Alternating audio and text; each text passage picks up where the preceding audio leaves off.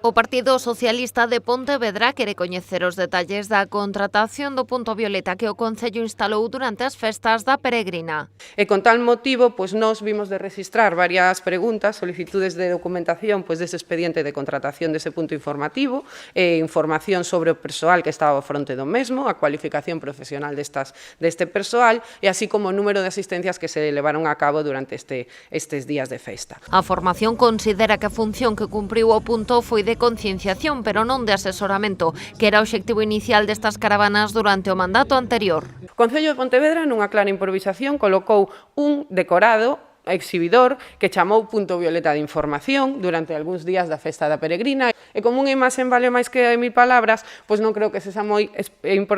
necesario explicar isto, que este punto non cumpre a privacidade necesaria para unha persoa que acaba de ser abusada ou agredida. Tamén descoñécense o persoal que o atendía tiña formación específica. Castro recordou que no anterior mandato ocupábanse das caravanas moradas especialistas en psicoloxía, asesoría xurídica, axentes de igualdade ou traballo social. E que o Goberno do BNG está a frivolizar con un asunto tan importante como é a protección das mulleres fronte á violencia machista. Está a pedir no Parlamento de Galicia un plan específico para as agresións sexuais durante os